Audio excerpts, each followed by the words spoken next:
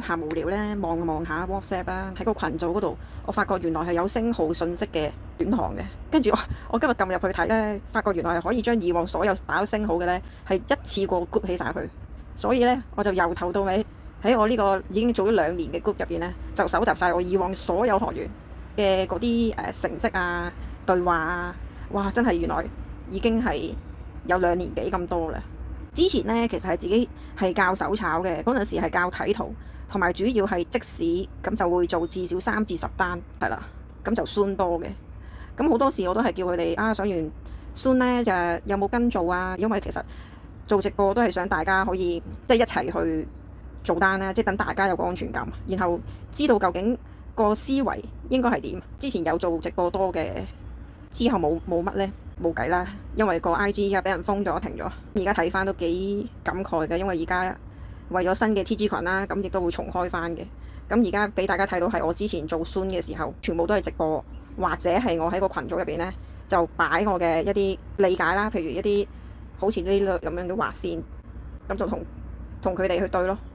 咁之前都成日都係叫佢哋去每一日至少3至10單呢，係俾自己做一個練習嘅。如果你唔練習咧，其實係會荒廢。咁嗰陣時，就算係手炒啦，即係唔係有我而家呢啲咁嘅自動策略嘅，其實冇嘅嗰陣時。嗰陣時我係教手炒，即係都個性都係唔差嘅，亦都冇保證任何嘢嘅，從來都咁只係一個教學嘅形式，等人哋知道究竟係乜嘢嘅技巧先至係最穩定。打咗星星嘅呢條，哇太多啦嚇！咁以前係教埋佢哋同佢哋去對圖啦，佢哋嘅畫線課，咁佢哋自己學完畫完線咧，佢哋係要自己學得識。之後就同我對一對睇一睇，究竟佢有冇畫啱呢？個邏輯有冇錯呢？係啦，咁呢啲都係佢哋我叫佢哋成日都叫佢哋去9點到，我就會收咗 Zoom 呢，就叫佢哋比一比你哋頭先做成點啊？咁樣有冇圖啊？咁樣，因為通常呢，我做直播 Zoom 嗰度至少做3至10單啦，咁睇市況而定噶嘛，咁都通常都8、9成嘅，通常我唔係保證啲咩嚇，亦都係啦，從來都唔係噶，咁呢啲全部咧就唔係而家睇到咧，唔係佢哋用我嘅策略做嘅，係我之前教佢哋用我嘅嗰個 SOP，即係每個人都有自己嘅交易嘅邏輯噶嘛，即係嗰個方式啊，係啦。咁就分享俾佢哋聽我嘅心得係啲乜嘢，係啦。咁就佢哋知道原來有啲咁嘅竅門之後咧，就全部佢哋自己做出嚟嘅。咁呢個畫線對圖啦，係啦。我叫佢哋你學完你俾一俾我睇，咁我先知道你究竟係唔係真係識得入邊嗰個原理咧，咁樣嘅，係啦。咁呢啲全部都係佢哋嘅繪圖，係啦。咁呢啲冇花冇假嘅，我亦都冇叫佢哋一定要係賺錢先擺出個群度嘅，絕對冇啊嚇。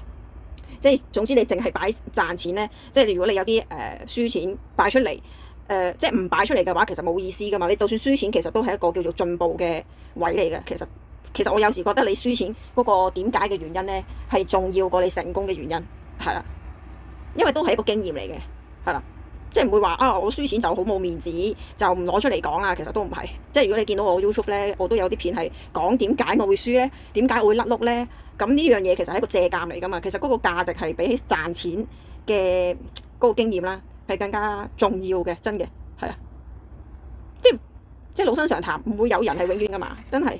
亦都唔會話哇你好勁啊，100%你永遠都係贏，就一定係非常之好。其實咁樣咪仲更加即係叫做唔現實啊，係啦，唔現實嘅。咁當然都有甩碌嘅時候嘅，咁我都有喺我 YouTube 度講嘅，係啦。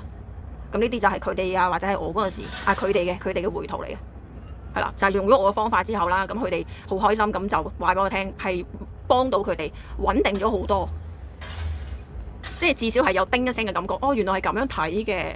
原來唔係需要好複雜嘅術語，亦都唔使話好複雜嘅要唔知睇啲乜嘢嘅啲咩基本面啊、咩資金盤啊、咩現金流啊，唔使去到咁複雜咁去分析人哋嗰啲咩財報啊，係啦，即係唔使嘅。其實即係我自己嘅方法係啦。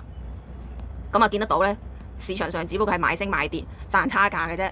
咁你至緊要係捉得到係升定跌嘅啫嘛，即係都係好悍咁講都係嗰句噶啦。係啦，咁大家可以望一望。其實好多嘅，雖然我都主要集中晒喺我 Discord 噶啦已經，咁但係有啲漏網之魚咧，咁我都攞埋出嚟，係啦。咁呢啲啱啱試玩嘅呢啲咧，其實就係代表佢係剛剛報完咧，佢有自己練習，係啦，咁樣嘅，太多啦。原來係可以有個咁嘅功能睇得到。係咯。咁呢啲自己到時學識咗咧，其實睇得多個直播咧，佢自己都會學得到原來係咁樣去解構嗰個市場嘅結構，係啦，即係咁樣去解讀就唔會成個人亂晒咯，係啦。我自己都小白過啦，哇！成日都話睇到啲好專業嘅人士就分析個市況係分析得頭頭是道，跟住咧成日都覺得點解人哋分析到自己又分析唔到咧？咁樣係啦，咁呢個係我嚟嘅，咁呢個就係展示咧4日就賺咗個 double。以前好多嘅，其實我即係有啲人話我，喂，點解你唔擺呢啲圖？其實我有嘅，係啦，之前咯，跟住冇嘅，因為跟住呢度啦，就係我線上課程嘅時候啦，以前嘅好多 Zoom 嘅 Zoom link 咧，其實我擺晒喺 Patreon 嘅，因為之前我係冇叫做錄影低自己有個 storage 係擺晒啲片，全部都係 Zoom link 嚟嘅。之前因為太多啦。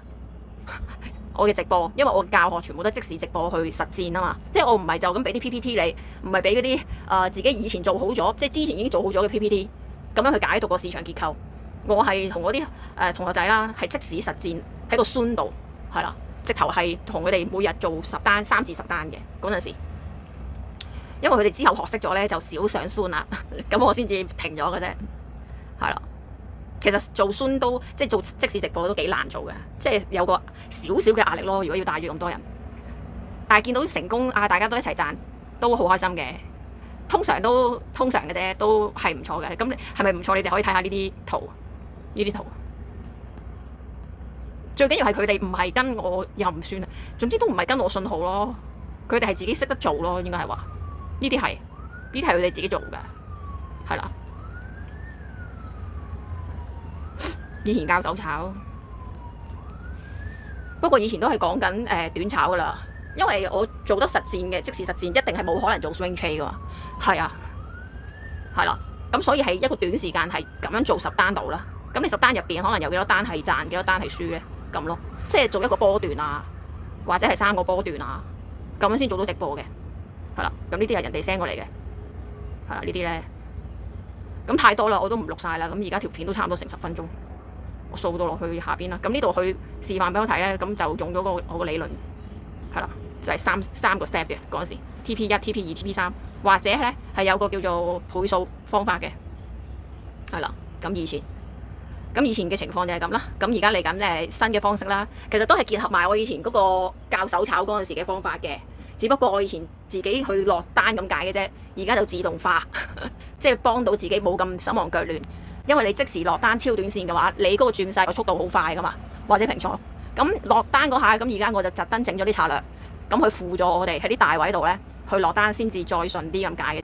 咁呢條片就係咁多先啦。咁最緊要係除咗我自己講我自己點之外，最緊要係人哋係即係人哋做唔做到嗰件事啊嘛，係啦。即係我唔係淨係俾 tips 咯，應該咁講，我係直頭tips 又有，佢哋自己做到嘅又有，俾個工具佢哋去做又有。係啦，咁樣嘅意思。呢條片就差唔多10分鐘啦。咁我哋喺個 TG 群度見啦，期望見到你出現。咁 subscribe、like and share 俾你身邊想學嘅朋友啦。咁我哋下次再見，拜拜。